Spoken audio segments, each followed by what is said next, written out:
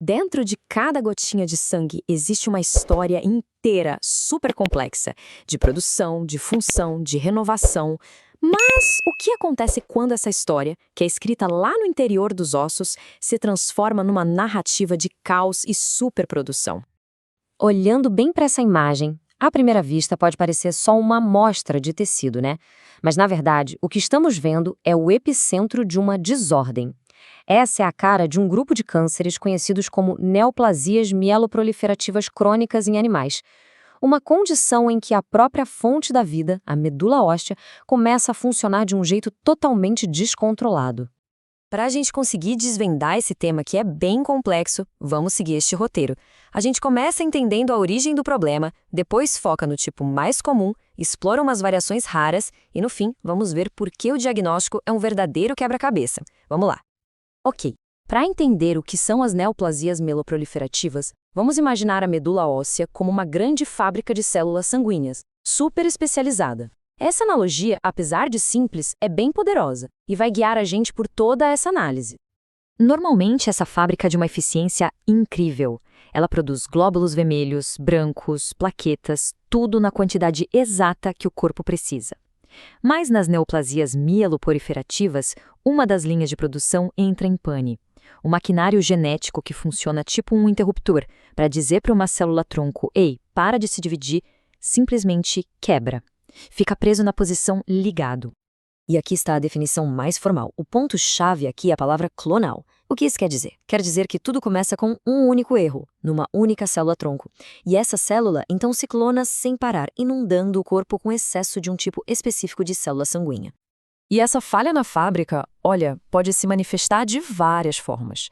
Se a linha de produção de neutrófilos dispara, temos a leucemia mieloide crônica. Se o problema é com os glóbulos vermelhos, aí é policitemia vera. Se for a de plaquetas, trombocitemia essencial. Cada uma dessas é uma variação da mesma desordem fundamental, superprodução descontrolada. Vamos focar agora no exemplo mais clássico para a gente entender bem como essa doença se apresenta. A leucemia mieloide crônica, ou LMC. É nesse momento que o patologista vira um detetive. Numa medula óssea saudável, o que se espera ver é uma progressão bem ordenada de células jovens para maduras. Mas na LMC, o que se vê é uma explosão de células, incluindo esses mieloblastos que as setas estão apontando.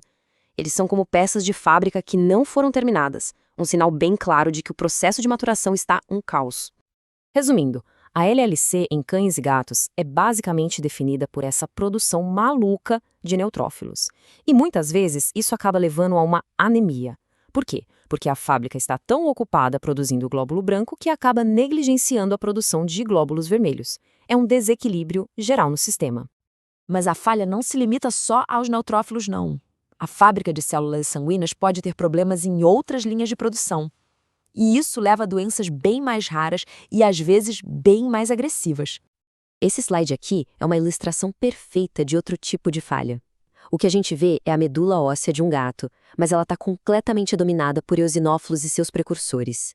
Normalmente, essas células são só uma pequena parte do exército de defesa, mas aqui, a linha de produção delas simplesmente tomou conta da fábrica inteira. A leucemia eosinofílica é especialmente grave. Eosinófilos são células de combate e, quando elas estão em excesso, acabam se infiltrando em órgãos como o intestino, o fígado, o baço, causando um dano inflamatório generalizado. Infelizmente, por causa disso, o prognóstico para os gatos com essa condição é bem ruim. E a diversidade não para por aí.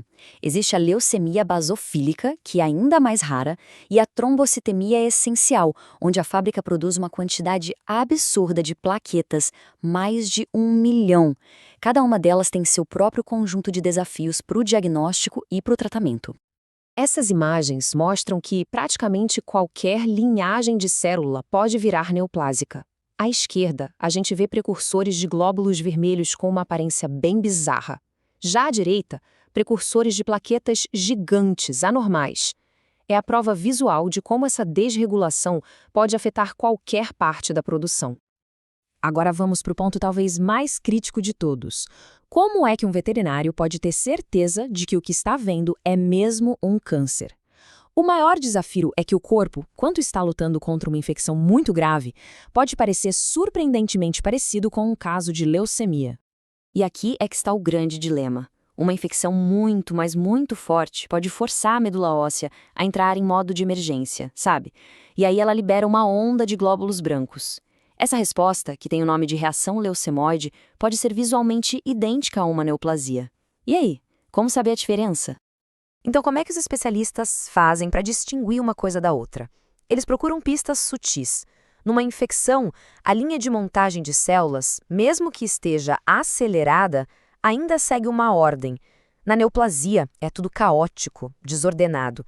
Fora isso, a anemia costuma ser muito mais grave no câncer e a infiltração de células cancerosas em órgãos como o baço e o fígado é um indicador bem forte de que se trata de uma neoplasia. Essa citação, que é uma adaptação das fontes, resume bem o desafio. A semelhança é tão grande que o risco de um diagnóstico errado é real. É por isso que uma análise super cuidadosa, feita por um especialista, é absolutamente essencial. Chegar a uma conclusão definitiva exige uma investigação metódica. Começa com os sinais clínicos, passa pelo exame de sangue, mas, frequentemente, é preciso fazer uma biópsia da medula óssea para confirmar o problema lá na fonte. Em alguns casos, é necessário até analisar amostras de outros órgãos para ver se eles também foram infiltrados. Então, para a gente recapitular, as neoplasias mieloproliferativas crônicas são basicamente falhas no controle de qualidade da produção de sangue. Existem vários tipos e a parte mais difícil é conseguir distinguir esses quadros de uma resposta inflamatória muito intensa. A chave para o diagnóstico está na análise cuidadosa no microscópio.